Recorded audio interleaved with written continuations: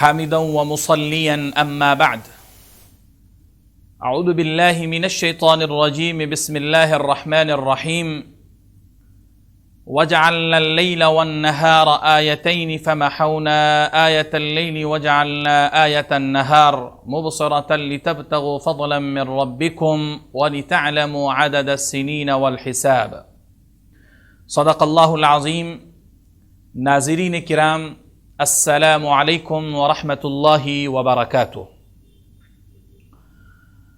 وقت اللہ کی ایک بہت بڑی نعمت ہے. جو لوگ وقت کی قدر کرتے ہیں وقت بھی ان کا قدر کرتا ہے، اور جو وقت کی ناقدری کرتے ہیں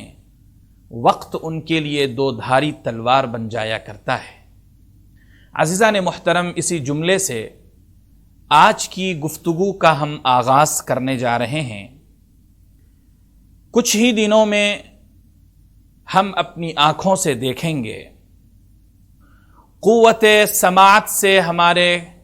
کچھ ایسے الفاظ ٹکرائیں گے جو الفاظ کبھی ہمارے معاشرے میں اجازت کے قابل نہیں ہوا کرتے تھے. وہ دن بہت ہی قریب ہے اور وہ دن آنے والا ہے جس دن کو عام طور سے ہم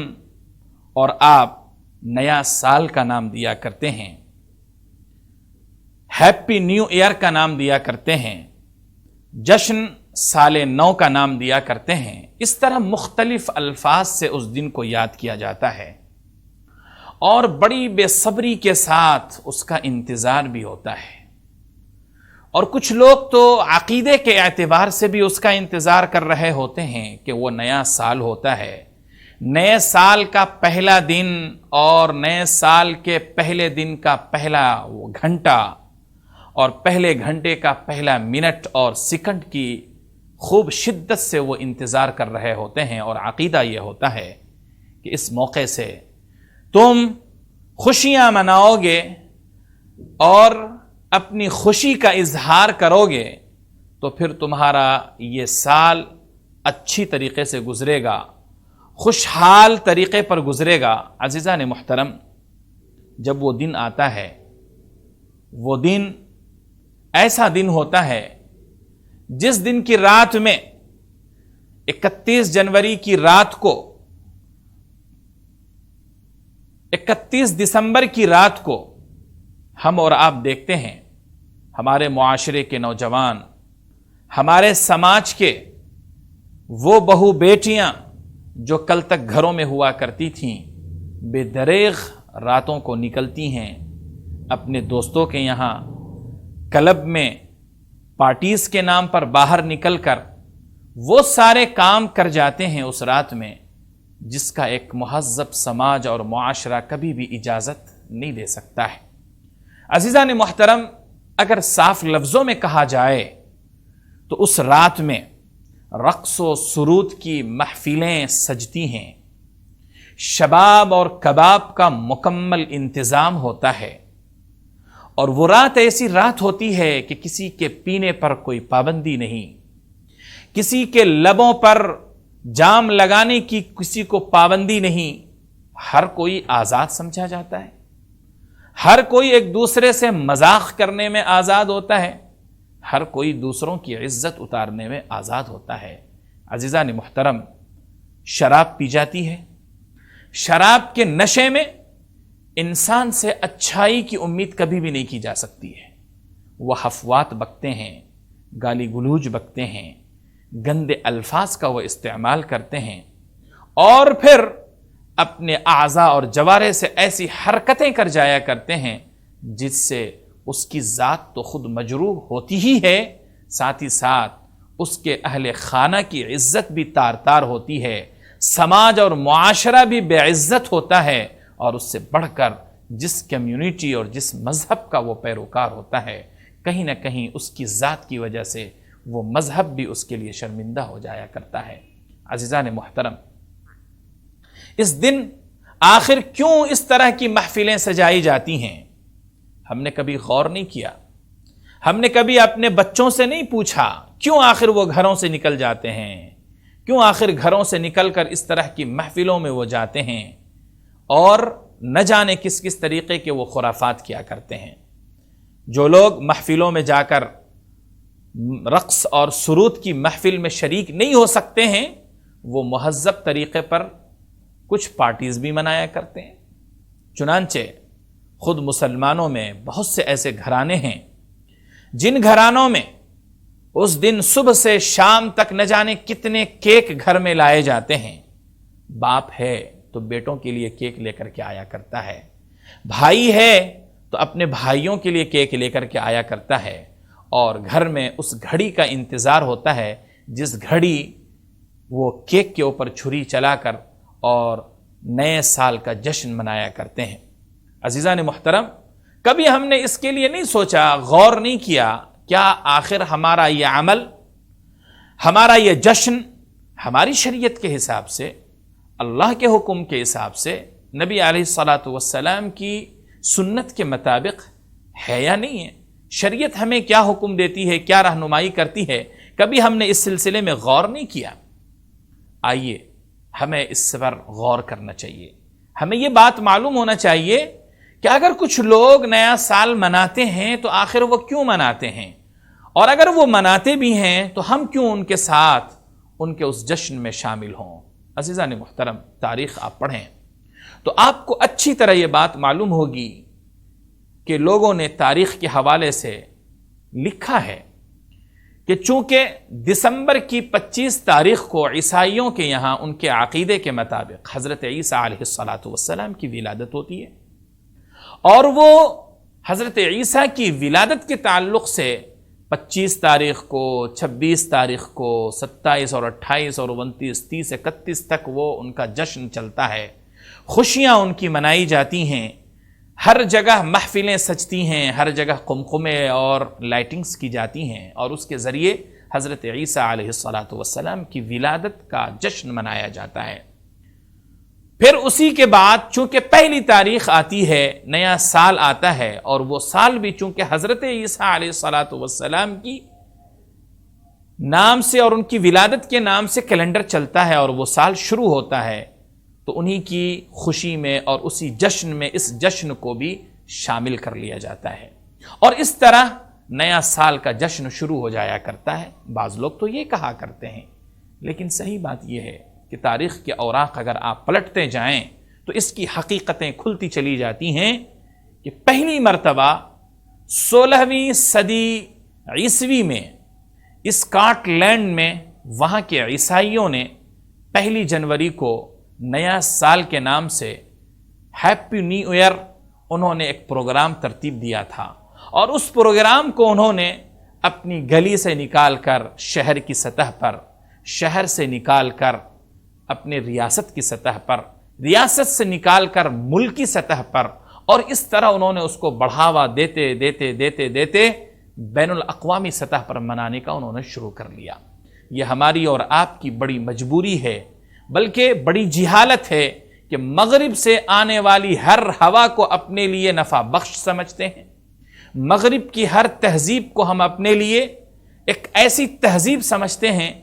جس کو گلے سے لگانا ہم اپنے لیے باعث فخر سمجھتے ہیں، اور اگر گلے سے نہ لگائیں تو نعوذ باللہ ہمیں ایسا محسوس ہوتا ہے کہ شاید ہماری ذات سے کوئی ایسی تہذیب چلی جا رہی ہے جس سے ہمیں بڑا برسوں کا تعلق تھا۔ ظاہر ہے کہ وہ وہاں سے رواج چلا، اور چلتا چلتا چلتا چلتا پوری دنیا کے اندر یہ رواج پھیلتا چلا گیا۔ عزیزان محترم، شریعت کے حساب سے کوئی دن منانا، شریعت کے حساب سے کسی دن کو خوشی کا دن مقرر کر لینا، کہیں بھی ہمیں ثبوت اس کے نہیں ملا کرتے ہیں۔ یہودیوں نے، عیسائیوں نے مل کر اس طرح کی مجلسوں کو، محفلوں کو سجایا، اور اس مجلس میں اور اس طرح کی محفلوں میں وہ سارے کام انہوں نے کرائے جو بالکل اسلام کے مخالف جاتا ہے۔ میں پوچھنا چاہتا ہوں ایسے لوگوں سے، نبی کے زمانے میں بھی عیسائی تھے، نبی علیہ الصلاۃ والسلام کے زمانے میں یہودی تھے، اور حضور اکرم صلی اللہ علیہ وآلہ وسلم کی زندگی میں کم سے کم 13 مرتبہ مدینہ منورہ میں اور 10 مرتبہ مکۃ المکرمہ میں یہی جنوری کا 1 تاریخ آئی۔ जनवरी से पहला नया साल शुरू हुआ, नबी ने मनाया। सहाबा किराम रिज़वानुल्लाहि ताला अलैहिम अजमईन की जिंदगी को पढ़ें तो आप सल्लल्लाहु के बाद खिलाफत राशिदा 30 साल का होती है। उसमें भी किसी सहाबी ने, किसी जलील क़द्र सहाबी ने कोई इस तरह की महफिल उन्होंने नहीं सजाई है। अज़ीज़ान मुहतरम, हमारे असलाफ ने, उलमा और बुज़ुर्गों ने, औलिया किराम ने कभी किसी ने न तो इस तरह की मजलिसों को सजाने का हुक्म दिया, न खुद शरीक हुए, न सजाया, बल्कि हर जगह इस तरह की मजलिसों की मजम्मत बयान की गई और लोगों से गुजारिश की गई कि अपने दीन और ईमान की हिफाजत की खातिर इस तरह की मजलिसों में शरीक न तो वो खुद हों और न अपने बच्चों को उसमें शरीक करें। अज़ीज़ान मुहतरम, ये जो साल आया करता है, इस साल पर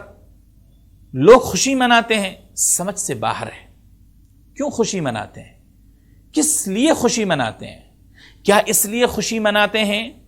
कि उन्होंने गुज़िश्ते साल में इतने झूठ बोले?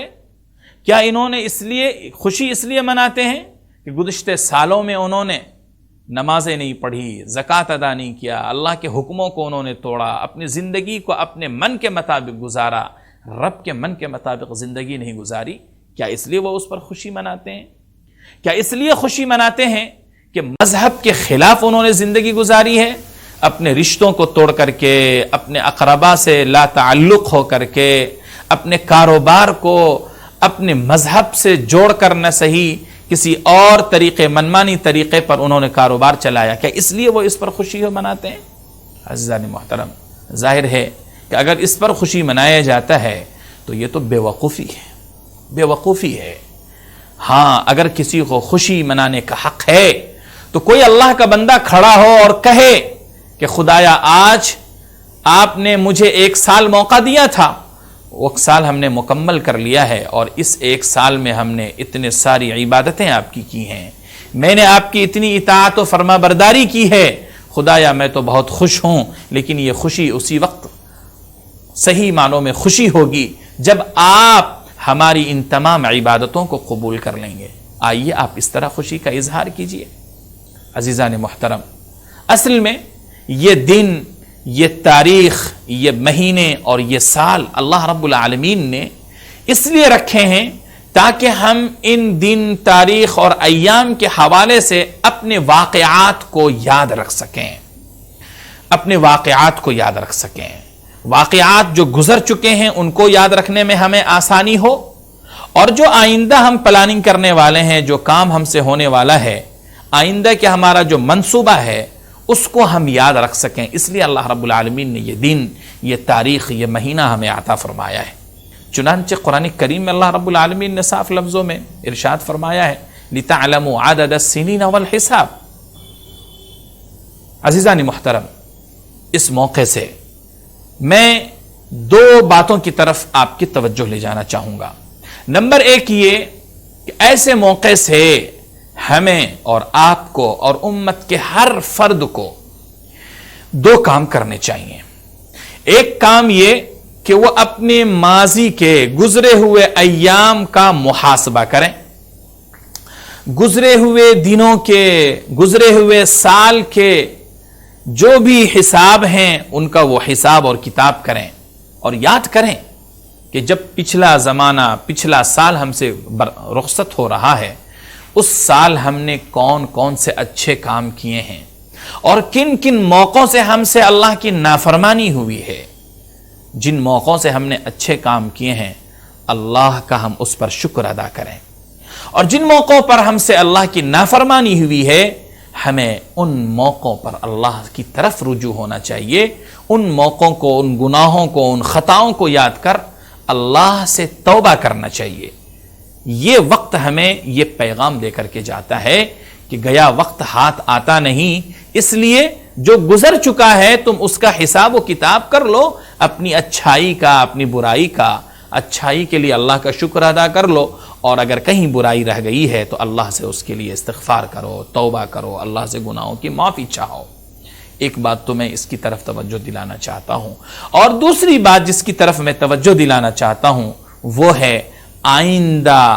آنے والے سال، آنے والے دن، آنے والی تاریخ، آنے والے مہینوں کے منصوبے ہم تیار کریں کہ ہم کو اس سال میں یہ کام ہمیں کرنے ہیں، ہمیں اتنے اچھے کام کرنے ہیں، اتنے اچھے اعمال کرنے ہیں، فلاں فلاں کار خیر کرنا ہے، ہمیں تجارت میں اپنی تجارت کو اس طرح بڑھانا ہے، ہم نے پچھلے سالوں میں یہ نقصان اٹھایا تھا، اس سال ہم کو اس سے آگے بڑھ کر کے اپنے کام کو، اپنے کاروبار کو آگے بڑھانا ہے۔ نماز روزوں کے تعلق سے حساب و کتاب کر کے اس کے لیے ایک منصوبہ بنائیں کہ ہم اب اس مسئلے کو اور زیادہ آگے بڑھائیں گے، اپنی عبادتوں میں اور زیادہ اضافہ کریں گے۔ اگر ہم نے یہ دو کام کیے تو صحیح معنوں میں یہ سال کا آنا اور سال کا جانا، اس کا مقصد صحیح معنوں میں کامیاب ہو سکتا ہے۔ تو عزیزان محترم، اللہ سے ہم دعا کرتے ہیں کہ اللہ رب العالمین ہمیں جو کچھ بھی وقت دیتا ہے ان وقتوں کو ہم اللہ کی مرضی کے مطابق صحیح طریقے سے گزار سکیں۔ یہ دعائیں اس لیے ہمیں کرنا چاہیے کیونکہ اللہ رب العالمین جو وقت ہمیں دیا ہے، اس وقت کے تعلق سے اللہ تعالی ہمیں کل پوچھے گا بھی۔ جس طرح اپنی تمام نعمتوں کے سلسلے میں اللہ تعالیٰ پوچھے گا، اسی طرح اللہ کی نعمتوں میں سے ایک نعمت وقت ہے، اس وقت کے سلسلے میں بھی اللہ رب العالمین ہم سے پوچھے گا تم نے فلاں وقت کیا کیا تھا، اس وقت کو کن کن کاموں میں تم نے گزارا تھا۔ تو ہر وقت کے تعلق سے ہمیں اللہ کے یہاں حساب و کتاب بھی دینا ہے۔ تو اس لیے جو بھی وقت اللہ تعالیٰ ہمیں عطا فرماتا ہے، اس وقت کو غنیمت جانتے ہوئے اللہ کی مرضی، اللہ کی اطاعت، اللہ کی فرما برداری، رسول اکرم صلی اللہ علیہ وآلہ وسلم کی سنتوں کی وجہ آوری میں ہمیں گزارنا چاہیے تاکہ ہماری زندگی خوشگوار ہو سکے، دنیا اور آخرت دونوں ہماری کامیاب ہو سکے۔ وآخر دعوانا ان الحمد للہ رب